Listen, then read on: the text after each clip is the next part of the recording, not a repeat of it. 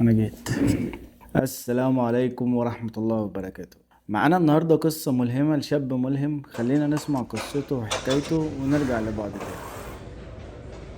عاش.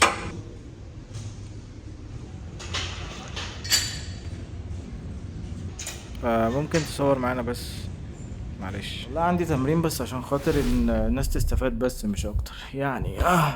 السلام عليكم. الصراحة انا قصتي غير كل القصص اللي انت سمعتها قبل كده. انا كنت بصحى من النوم ما عنديش حاجة اعملها، انا كنت بصحى اقطف بذور القهوة، كنت بروح اجيب البذور ذات نفسها بتاعة القهوة دي، افضل اطحن فيها واعصرها واعمل منها الاسبريسو بتاعي. كنت بنزل على التمرين محتار مش عارف اخد العربية الفيراري ولا ما كانش فيه مواصلات. كنت باخد عدة في التانية في التالتة وانا مش قادر وانا بموت، كنت بكمل وبحارب، كنتش بلاقي اكل دايما.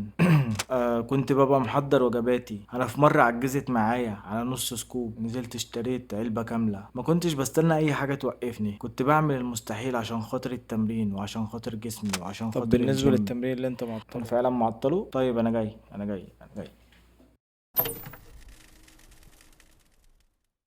زمان كانت بتبقى القصص الملهمة دي يعني حافز لينا، بيعلي من إرادتنا وبيخلينا نعمل حاجات احنا ممكن نبقى مكسلين نعملها. نقوم من النوم فجأة نروح نشترك في الجيم، ننزل نلعب رياضة، نشوف أي حاجة نعملها تدل اللي احنا أنجزنا أو هننجز، بتخلينا عندنا باور كده، طاقة غريبة جاية مش عارف منين. بس مع الوقت وحاليا دلوقتي القصص الملهمة دي بقت غير ملهمة، بل أحيانا بتبقى قصص محبطة. بقيت أحس إن أنا في وسط 30 ألف واحد نجح، واحد بس هو اللي حقيقي والباقي كله كده. بعدي على ناس تقول لك انا كنت باكل تعابين صاحيه، ما بلاقيش لحافة تغطى، فبعمل الطينه بطانيه وانام. مش عارف، قتلت ابويا ونزلت رحت اتمرن، نيمت اخواتي من غير عشاء عشان خاطر اجيب قرش كرياتين. بقت الحكايه ما تتصدقش، وحتى اللي بيحكيها شكله ما يبانش عليه اللي هو عدى بكل ده. وانا النهارده مش جاي اكلمك عن القصص الملهمه او الغير ملهمه، انا جاي اكلمك عن نفسك. انا كلامي رايح للناس اللي هي بتدور ازاي تلتزم بالجيم او بالرياضة.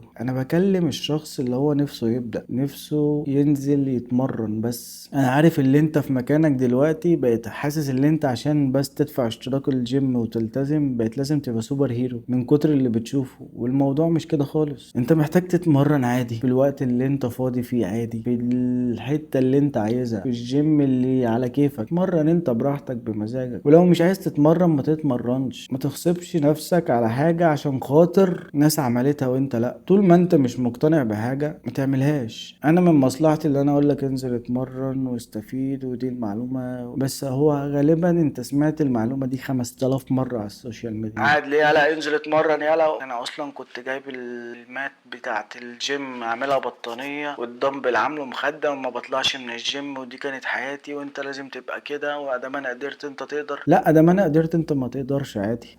هي قصصنا مش واحده، الطرق اللي مشينا فيها مش واحده. انا قدرت اعمل حاجه وطالع اقول لك انا قدرت اعمل الكلام ده، فمش معناها اللي انت تقدر تعمله مش معناها اللي انت عاجز. انت ممكن تكون قدرت تعمل حاجه وما نقدرش نعملها زيك، فهي مش مقياس اللي انا قدرت اعمل حاجه فانت تقدر. لا، انا قدرت انت ما تقدرش عادي، وانت قدرت انا ما اقدرش. فكل واحد مننا ليه قصه. يعني انت لو واحد شخص بيقول اسره وبتحاول تجري وتدور على اكل عيشك وعلى ازاي تاكل اللي عندك في البيت، وي وي وي وي انت بطل. يمكن انا بكلمك وانا مثلا ما عنديش حاجه اعملها. ممكن اللي انت سمعته غيري ده اصلا اهله بيصرفوا عليه. ممكن غيري عنده فلوس انت ما تعرفش تجيبها وطالع يقول لك انت لازم تعمل وانت لازم. فانا حطيت لك اهداف مش اهدافك، ومش على قد حلمك انت، دي على قد حلم انا. انت حلمت معايا حلم انا، فما تاخدش في دماغك اللي انا بقوله ده لازم انت تعمله. لا، انت مش لازم تعمله. يمكن النصيحه الصح اللي انا ممكن اقولها لك اللي انت خلي جزء من حياتك للرياضه. انت ممكن شغلك يكون رياضه، ممكن شغلك تكون بتتحرك وتيجي وتمشي وتطلع وتنزل وي وي وي، فمش شرط ما يبقاش عندك وقت تروح الجيم. وانا اجي اقول لك لازم تروح الجيم فانت ما تلاقيش وقت، فتحس ان انت ما انجزتش، فتحس ان انت مش حاجه. انت ممكن شغلك اصلا يكون رياضه انا ما اقدرش اعملها. انا ما اقدرش اقف بالثلاث اربع ساعات وارجع وانزل واطلع وانا كل ده مثلا ما فطرتش وما اكلتش. انت ممكن تكون بطل في قصتك وانا بطل في قصتي، فمش معنى اللي انت قدرت انا ما اقدرش، واللي انت ما تقدرش انا قدرت. اللي اخترع الكونسبت ده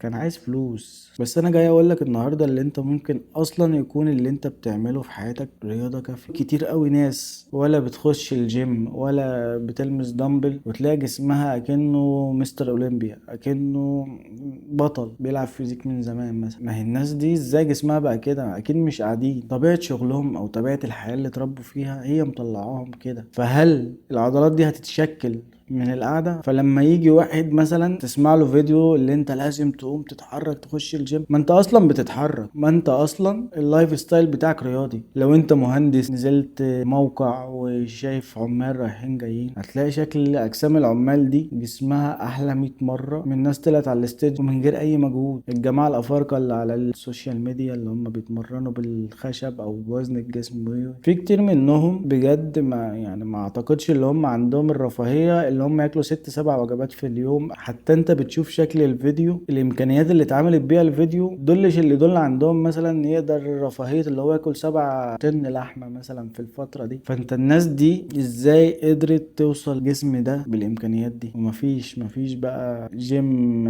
جولدز فتنس تايم ولا الكلام ده هو الراجل حديدتين وخشبتين وشغال. يبقى الموضوع اللي احنا عايزين نوصل له مش شرط تبقى محمد صلاح اللي جاي من طنطا عاش حياته في المقاولين وفي الاخر ربنا كرمه في ليفربول عشان خاطر توصل للي وصل له صلاح. صلاح خد طريقه، الناس خدت طريقها، كل واحد ليه طريقه، كل واحد هيبقى بطل. فمش شرط اللي انت تنزل تشترك في جيم عشان خاطر تبقى جامد زي كده. كده عمرك ما هتبقى جامد زي دي قصة مفروغ منها.